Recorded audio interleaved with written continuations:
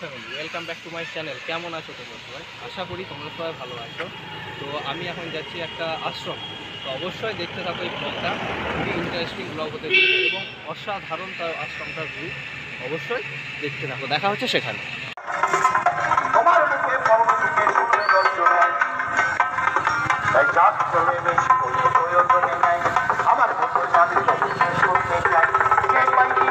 আমার জিজ্ঞাসা রইল একে একে দেবে জবাব জানা যদি করো এই পর্যন্ত প্রথমবার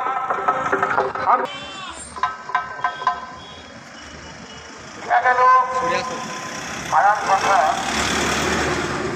সাধনের সহিত আজ থেকে 18 বছর আগে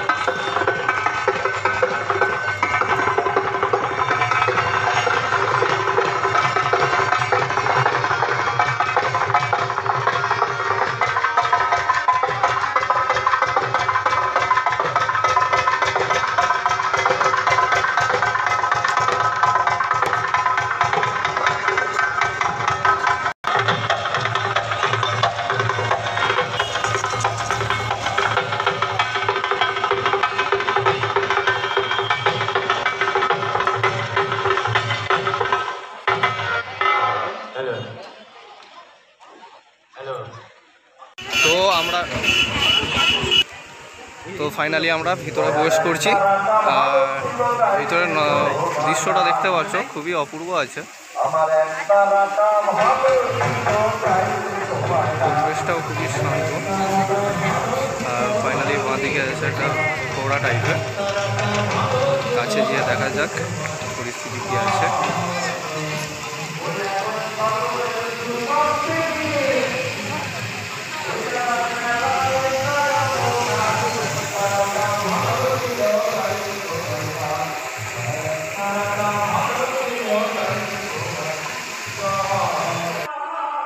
কালকে এই জায়গাটাতে দীক্ষা দেওয়া হবে। দীক্ষা দিতে আসবে অনুকূল ঠাকুরের সম্ভবত কেউ পারিবারিক নাতি হয়, তিনি আসবেন দীক্ষা দিতে। আর ওই দিকে চলছে রান্না সামগ্রী, মানে কাল এখানে প্রসাদ বিতরণ হবে সমস্ত যাবতীয়। ওখানকেও যাব, তার আগে শ্রী বন্দে পুরুষোত্তম অনুকূল ঠাকুরকে আমাদের দেখা আসা উচিত।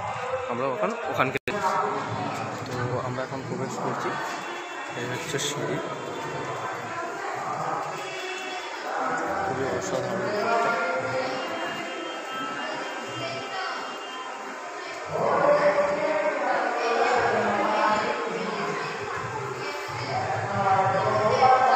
উপর থেকে দেখতেও খুব সুন্দর। এখানে মনে হয় সম্ভবত সকালের প্রার্থনা বা বিকালের প্রার্থনা হয় চারদিকে। এরপর আমরা আরও উপরকে ওঠার চেষ্টা করব।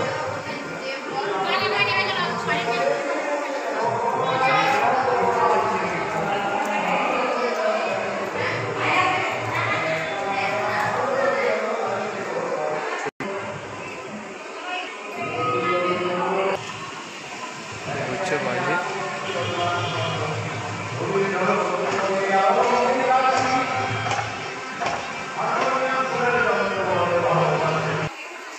কালকের ডেকোরেশন চলছে এবং ডেকোরেশন দেখতে পাচ্ছেন খুবই সুন্দর, খুবই অসাধারণ ডেকোরেশন চলছে। কালকে এই সম্পূর্ণ এলাকাটায় প্রসাদ বিতরণ হবে।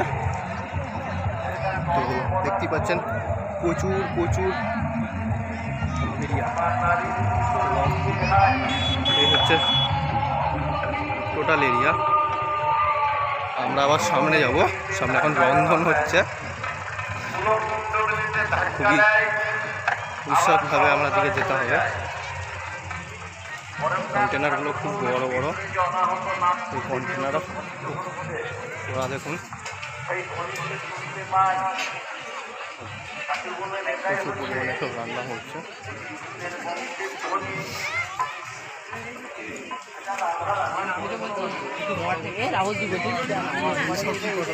রেখে দিচ্ছে সব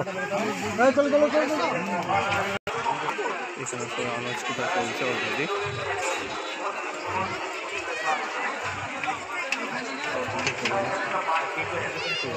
চলছে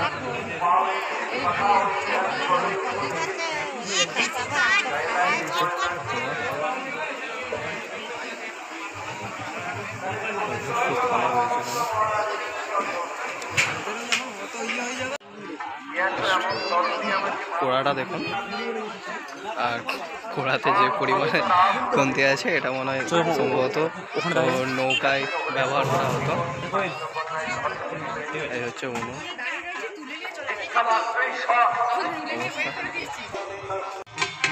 সিংহাসনের ঠাকুরকে কিভাবে বসিয়েছে,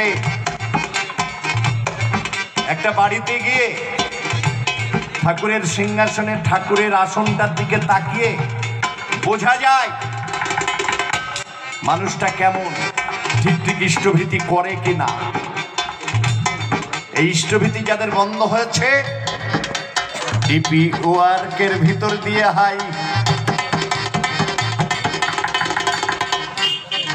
সেই হারিয়ে যাওয়া ইষ্টভীতি আবার ধরিয়ে দেয়। চাষিরা গরু পুষলে একটা রাখাল রেখে দেয়,